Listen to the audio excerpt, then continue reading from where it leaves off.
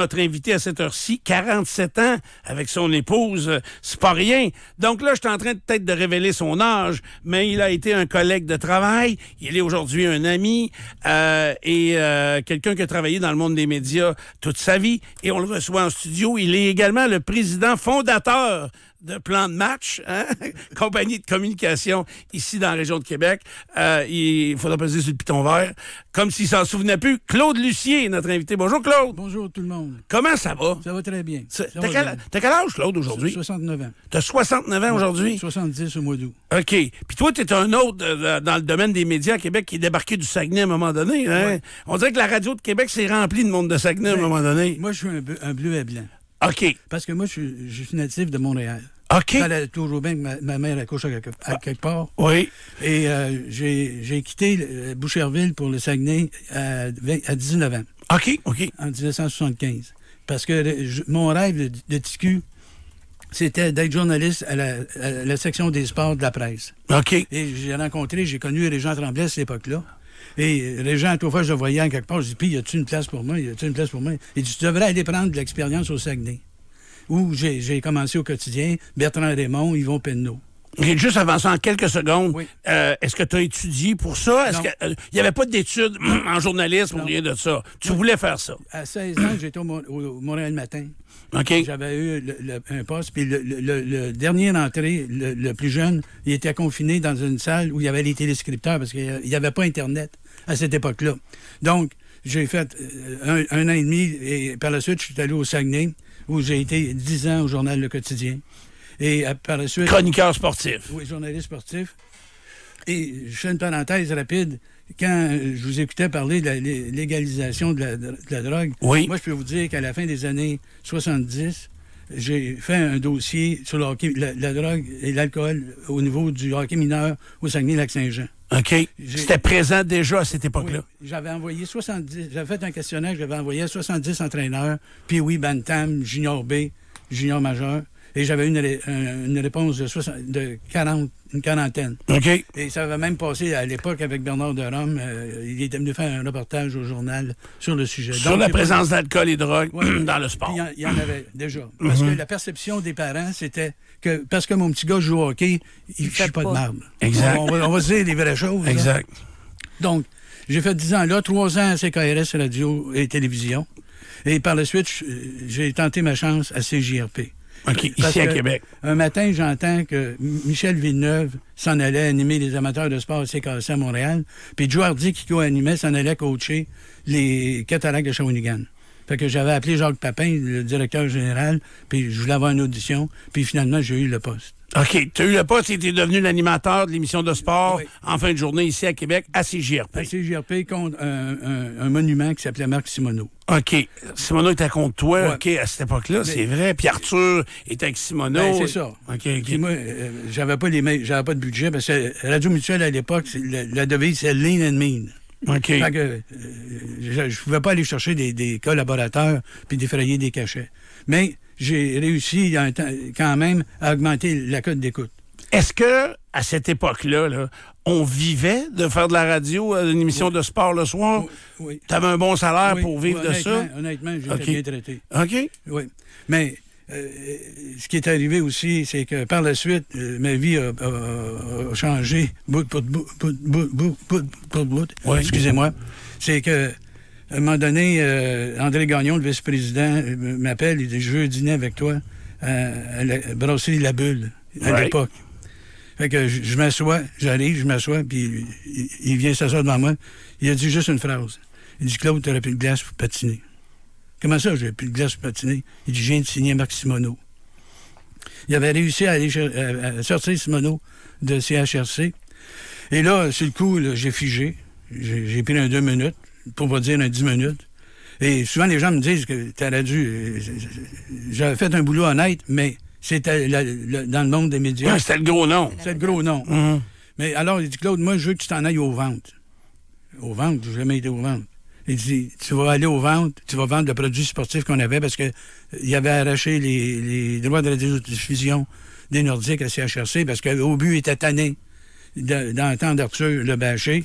Puis, OK. sans me tromper, je pense que Radio Mutuelle avait quasiment donné 1 million aux Nordiques pour avoir les droits. Fait qu'en même temps, ils vont chercher Simoneau, ils vont chercher Nordique, et CJRP tentent de se mettre ça à map avec ça. Fait que là, moi, je n'ai pas avisé mon épouse et les enfants que j'avais perdu ma job au micro.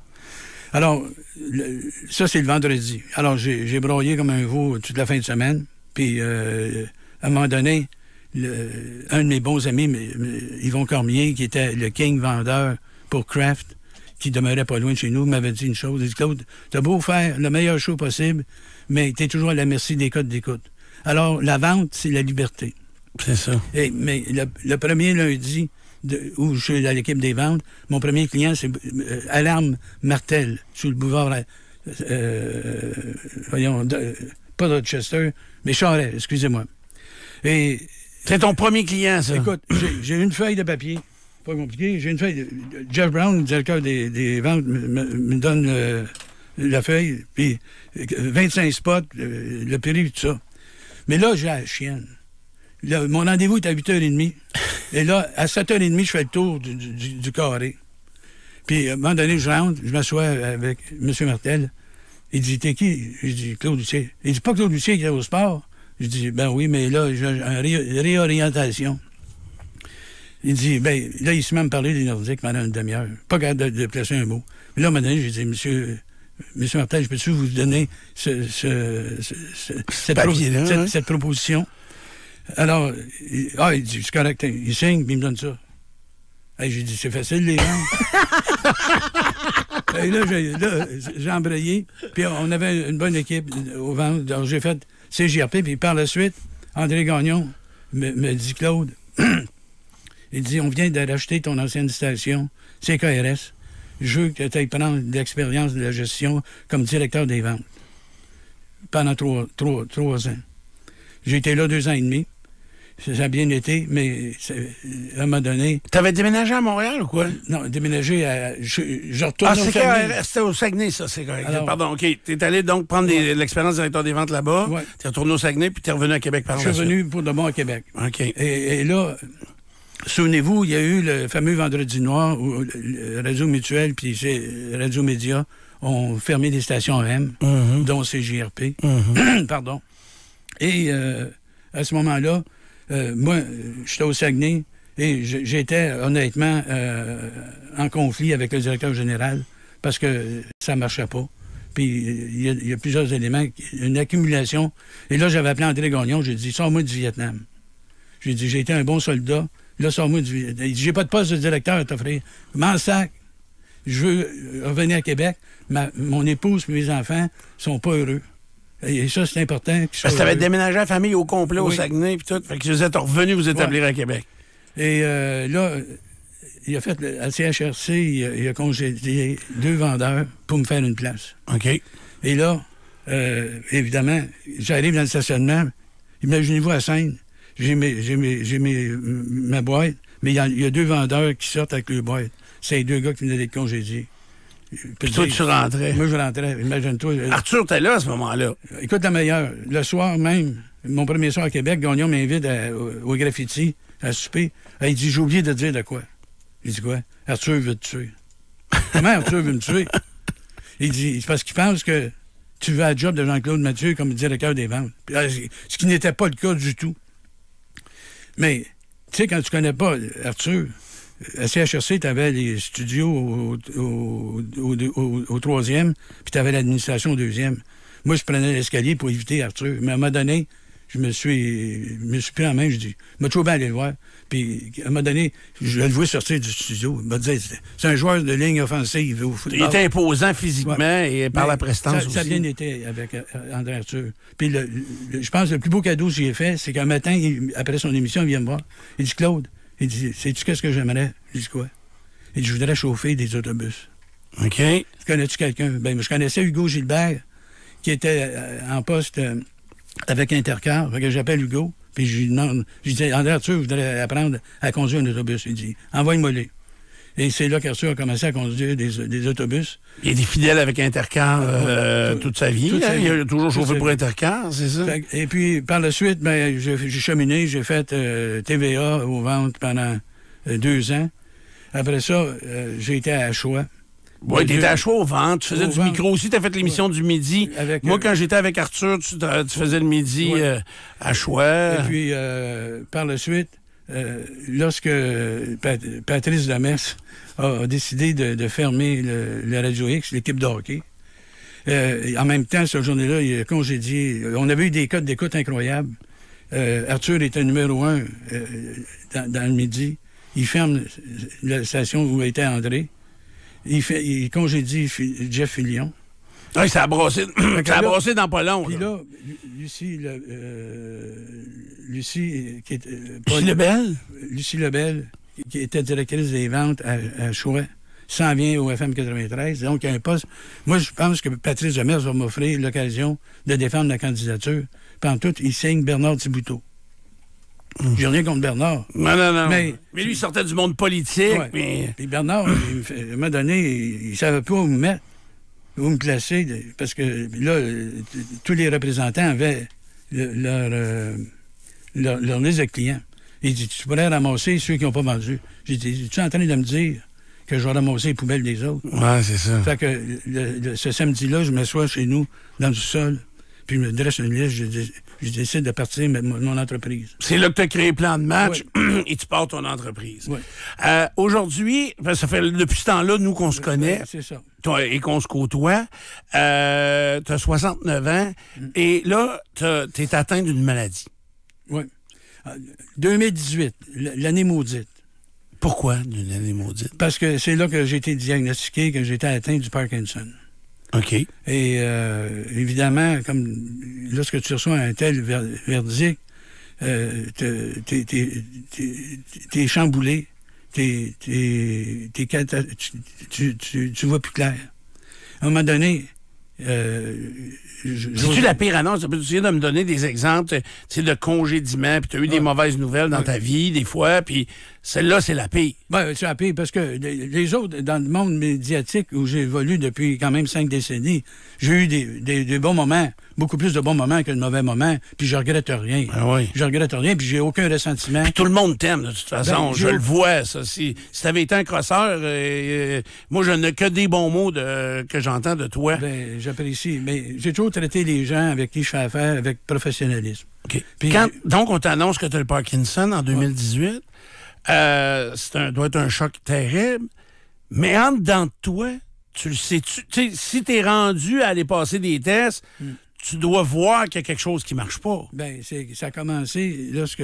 Mettons que c'est ma table ma table dans la cuisine. J'ai le journal devant moi, puis je suis à côté comme ça. Puis là, ça commence à branler.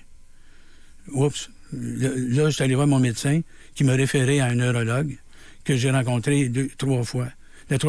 Les 2 premières fois, il m'a fait passer des tests, mais il dit, je vais être sûr de mon verdict.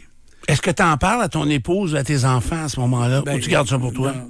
Eux autres, ils voyaient qu'il y a quoi qui ne marchait pas avec moi, parce que j'étais plus fatigué.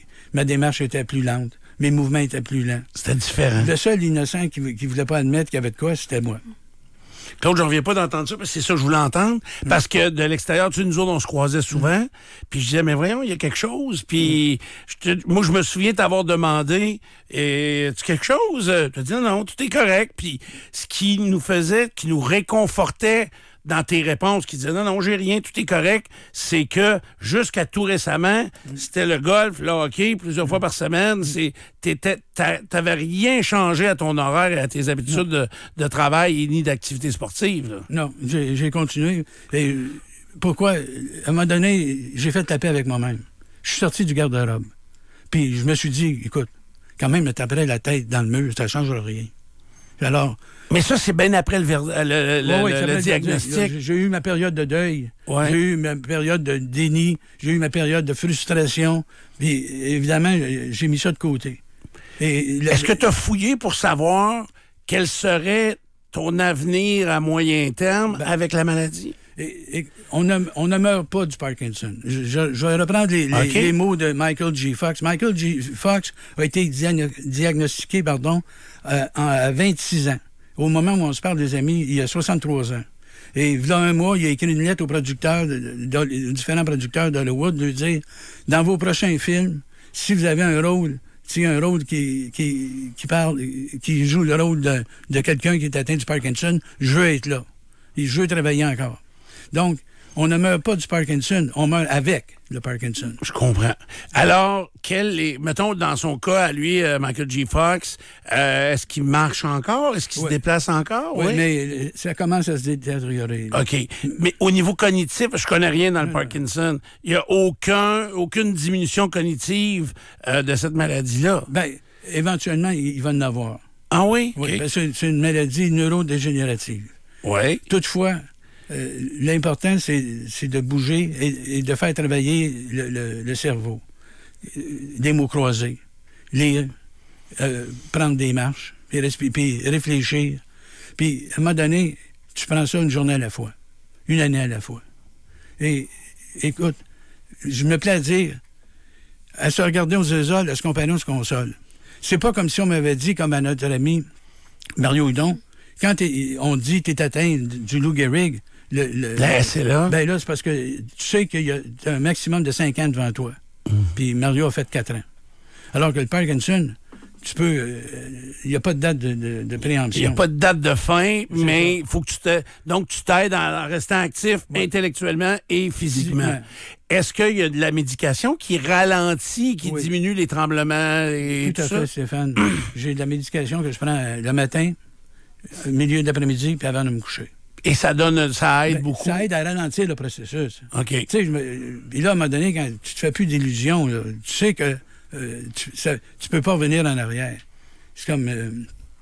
j'ai écrit, dans cette période de déni-là, un monologue sur la musique de Robert Charlebois, ordinaire. Mais moi, j'ai dit, je ne suis qu'un Parkinson bien ordinaire. Des fois, j'aurais le goût de rien faire. Mais t'as pas le choix d'avancer, puis de bouger, puis de continuer. Ben, pas le choix. C'est comme je dis souvent dans le monologue, ce soir, je passe aux aveux. Si vous saviez comme je me sens vieux, j'ai plus de plaisir, je suis malheureux. Tu te reconnaissais dans tout ça. Là. Mais Clem, t'as joué au hockey jusqu'à récemment. C'est une blessure. Jusqu'au mois de mars. C'est une blessure, une fracture de la cheville gauche lors de mon dernier match de hockey au mois de mars. Est-ce que y a un lien entre la fracture puis ta maladie ou c'est rien qu'une bad luck? C'est vraiment une grosse... C'est qui le salaud qui t'a blessé? Là? Je t'en parlerai en dehors des autres. C'est pas Georges Barrette? Non, c'est pas Georges. Non. Puis est-ce que tu sais, moi, je le vois, là, moi, je vais pas vite quand je joue au hockey, tu sais. Là, toi, tu me faisais penser au Stachny. Le mercredi, c'était forecheck. Le lendemain, c'était backcheck. Puis le surlendemain, c'était paycheck. Ah, c'est ça, je ramassais l'argent. Est-ce que tu sentais que ça paraissait, par exemple, quand tu pratiquais le golf ou encore le hockey, tu trouvais-tu que ça paraissait? Le golf, puis Dan c'est un bon joueur de golf aussi. C'est que j'avais mon élan arrière, ce qu'on appelle vulgairement le backswing. Il était à 100 000 à l'heure, puis je rentrais, puis je frappais à l'époque 230, 250 verges. Mais j'étais dans le bois, j'étais dans l'eau, j'étais dans l'étang, j'étais dans le stationnement. C'était un peu partout. Là, mon élan est plus lent, je vais moins loin, mais je suis dans le milieu. Fait que tu joues des meilleurs scores. C'est ça. OK. Est-ce que, pour en revenir à la maladie, est-ce que tu as vérifié si c'est génétique? Est-ce qu'il y a un risque pour les enfants? Tu as 2 enfants, c'est ça? 2 grands-enfants maintenant? Écoute, mon fils a 43, 44 ans. Attends, tu as eu des enfants jeunes, toi? Oui, très jeune. Ma fille a 41 ans. Ah, ouais, OK. Puis j'ai 3 petits-fils incroyables. T'es papy en plus de ça. 11 ans. Hubert, 11 ans. Simon, 9 ans. Et Charles, 7 ans. Que j'appelle affectueusement le trio McDo. OK. Est-ce que eux, il y a des fois, est-ce que eux ont envie de vérifier si ils risquent d'avoir ça aussi? Ben, ça se parle pas vraiment, mais ils le sentent. Ils savent, les enfants. Puis, mais l'autre chose que je voulais te dire, c'est que là, je suis impliqué avec Parkinson, Capitale Nationale, Chaudière-Appalaches, comme vice-président. Ah oui, OK, je savais pas. Puis mon plaisir, c'est de parler aux gens qui viennent de l'apprendre, puis de les aider à dédramatiser.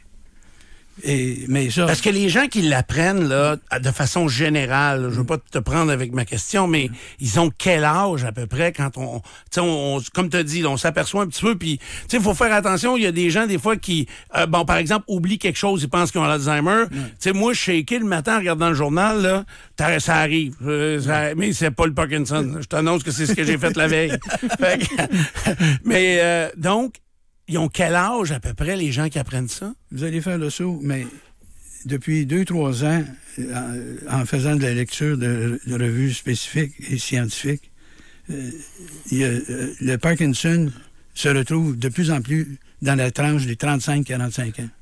C'est plus une maladie qui est propre aux gens de 70 ans et plus. Mais à ce moment-là, si on le sait plus jeune, puis on le contrôle, tu sais, parce que toi, tu l'as su en 2018, il y a le diagnostic, puis il y a des traces, ça paraît, là. Donc, est-ce qu'on était capable de dire, ça fait 10 ans que tu l'as, mais ça paraissait pas tant que ça, puis vu que tu étais tellement actif, peut-être que toi, c'était encore plus, moins apparent. Mais les amis, c'est que ce que je m'aperçois, c'est qu'il y a autant de sortes de Parkinson qu'il y a de gens qui l'ont. Ah ouais, c'est ça. Tu sais, on pourrait pas deux pareils. Être les 5, les 6 avec notre ami qui est à la régie, avoir le Parkinson, puis le tien, toi, c'est peut-être dans le visage. Toi, c'est peut-être au niveau des jambes. Dan, c'est au niveau des locutions. OK, c'est une maladie au milieu le visage, un peu comme la sclérose en plaques. Tout à fait. Comme toi, c'est quoi, mettons? Moi, honnêtement, c'est lorsque je me lève, lorsque je suis assis trop longtemps, quand je me lève, j'ai la jambe gauche qui branle. OK. Donc, c'est l'équilibre. Là, puis ça prend quoi? Ça te prend quelques secondes? Quelques secondes. Puis quand je marche très bien, puis je sens, j'ai aucune douleur. OK. Et mais il y a une autre chose que j'ai appris, parce que c'est une grande leçon d'humilité quand tu es atteint du Parkinson. Ce que j'ai appris aussi, il faut que tu acceptes l'aide des gens. Souvent, tu as de la misère à mettre le bras dans la manche gauche du manteau, puis quelqu'un vient te l'offrir, puis au début, tu dis « Non, t'es orgueilleux. » On est mal fait. Mais, tu sais, il faut que ton ego, tu mets ton ego de côté, puis tu acceptes d'être aidé par les gens. Ça, c'est dans toutes les maladies. Moi, ma mère était atteinte d'arthrite, comme vous êtes même pas capable de vous imaginer, là, pour son jeune âge, et d'accepter de se faire aider pour ouvrir la porte, attacher ses pantalons. Tu sais, à un moment donné, ça devient très intime aussi, l'aide que des gens vont avoir de besoin, mais faut pas se barrer avec ça. Puis souvent, les gens qui vont offrir de l'aide, ça lui fait vraiment plaisir d'offrir de l'aide à tout le monde. Non, c'est évident. Puis quand tu as la chance d'avoir un conjoint ou une conjointe qui t'aime, je t'avoue que... Ça change toute l'affaire. Ça change la dynamique. C'est 47 ans de mariage, vous autres? Tabarnouche. Elle est tough, hein? Elle est tough. Elle est tough, on maudit. Mais... Fait que là, qu'est-ce qui meuble à 69 ans ton quotidien, Claude Lucier? Plan de match est encore là, oui, mais on diminue. Ouais. On diminue. On garde un noyau de clients avec qui j'ai du plaisir à travailler. Parce qu'aux ventes, il faut pas que tu attendes d'avoir des marques d'affection de la part de tes clients. C'est de la business pure et dure. Et en passant... Je vous écoutais parler au niveau des codes d'écoute et tout ça. Ce que je peux dire, c'est que lorsque tu reçois les codes d'écoute, je pense que tu en as parlé, le livre, tu le mets à la poubelle. Parce que le vrai sondage, le véritable sondage, c'est ton client, y a-tu vendu? S'il a vendu, puis il a atteint son objectif de vente, casse-toi pas la tête. Tu vas faire d'autres ventes. Mais dans le domaine, c'est dur. Puis on le voit, je vais te donner des exemples précis parce qu'il y a des gens qui testent à savoir les clients, ils rentrent comment. Tu sais, ça va faire plus de 15 ans que j'annonce le marché carrier, là. Puis c'est un game changer.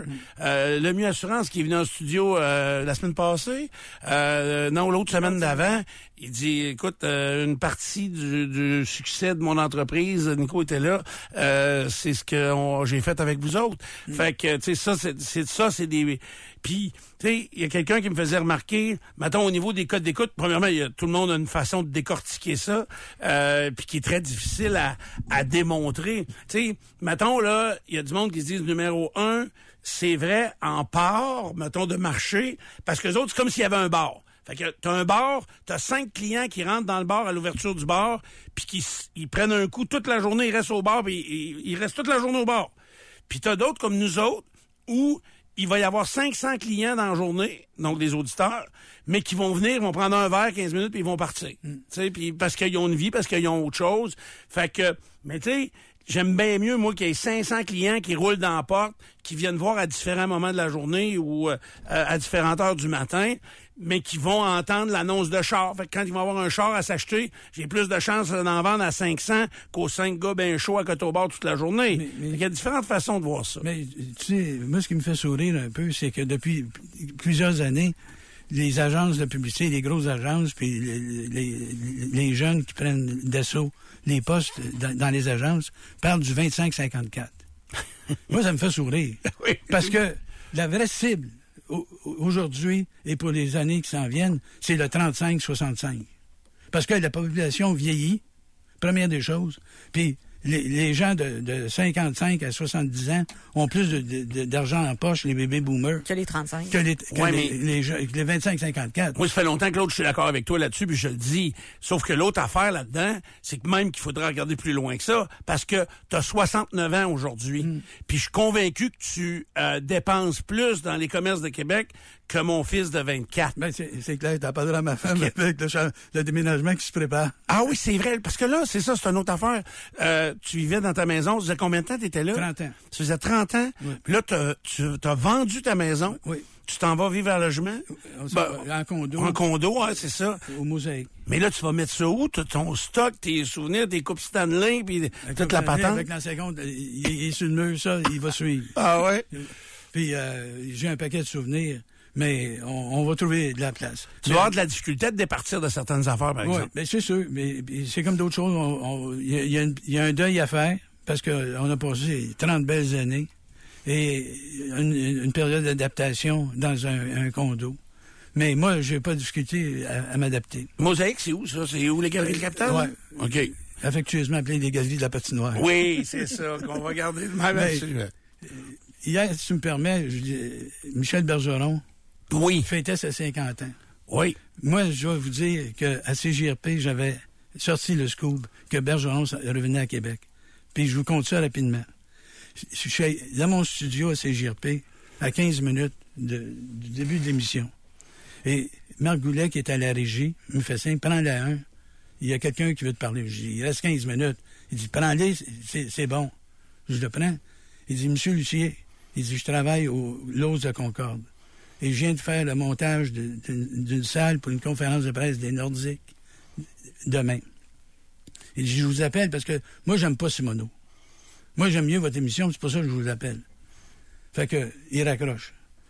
Là, je dis, qu'est-ce que... Mais là, tu sais pas c'est quoi qu'ils vont annoncer? Je sais, il me dit, Michel Bergeron. C'est parce que moi, dans ma tête, je me dis, ouais, si les Nordiques font monter une salle pour la conférence de presse au Concorde, c'est certainement pas pour officialiser le retour de Badaboum comme mascotte. Ni de Claude Scott comme trompettiste. Non, mais malgré Michel Bergeron dans la même catégorie, là, des fois. Fait que j'essaie de prendre le risque et je pars le show en disant CJRP a appris que, selon toute vraisemblance, selon une source d'information bien informée, que les Nordiques vont annoncer le retour de Michel Bergeron à la barre des Nordiques demain. J'ai juste le temps de dire demain. Jacques Papin sort de son bureau, puis il se plante dans la fenêtre, puis il s'arrache les cheveux. Il dit, mais t'es-tu malade? On vient de signer les Nordiques comme radiodiffuseur, puis... Tu lances une affaire de même. Une affaire de même, on va perdre notre crédibilité, puis là, j'en mange un coup. Puis là, on est d'une pause commerciale. Fait que je disais à Papin, j'ai dit, Jacques, puis j'ai toujours été respectueux face à mes patrons. J'ai dit, Jacques, avec tout le respect que je te dois, mêle-toi pas de ça. Occupe-toi de la station, puis si je me plante, t'auras beau me kicker dehors. C'est ça. On va le show continue, puis pendant ce temps-là, il y a du monde qui appelait Simoneau pour lui dire que je venais de sortir ça. Simoneau, non. S'il y a quelqu'un qui le saurait, c'est moi. À la fin de sa vie, t'as-tu fait la paix avec Marc Simoneau? J'ai jamais eu de conflit. Vous n'étiez pas en guerre, c'est ça? J'ai jamais été en guerre avec Marc Simoneau, puis on s'est croisés. Puis quand il est arrivé à ce JRP, qu'il y a eu la transition, ça a bien été. Ça a bien été. Puis comme je t'ai dit, j'ai aucun ressentiment vis-à-vis qui que ce soit. Là, Claude, je veux juste te faire remarquer que, exceptionnellement, ce matin, j'avais fait une pause plus tôt parce que je savais que t'allais prendre trop de temps. Bon. Fait que... Je suis congédié, c'est ça? T'es encore une fois congédié. Je veux te dire merci, puis au plaisir de se recroiser dans différentes activités, tout ça. Fait que c'est très généreux de ta part d'être venu parler avec nous autres et de ton passé, de ta maladie, pour sensibiliser les gens. Puis t'as dit, pour ceux qui viendraient ou allaient apprendre qu'ils sont atteints du Parkinson, il y a une association à Québec, dans la région de Québec. Oui, tout à fait. Ça s'appelle comment déjà? Ça s'appelle Parkinson Capitale Nationale Chaudière-Appalaches, parce qu'on donne beaucoup de services. Sur la Rive-Sud. Puis t'as tes VP dans ça. Oui. Bon, ben lâche pas. Bravo, bon courage. Ben, c'est moi qui vous remercie de l'invitation. C'est un plaisir de vous revoir. Puis continue de recommander à tes clients d'annoncer à la meilleure place dans Dupont le matin. C'est toujours Écoute, très je sais apprécié. qu'il y a juste la lutte qui n'est pas arrangée. Oui. J'ai la liste des gagnants dans mon auto. Fait que je vais aller la chercher. Je vous enverrai un texto là-dessus. Merci. Claude Lucier de Plan de Match était notre invité.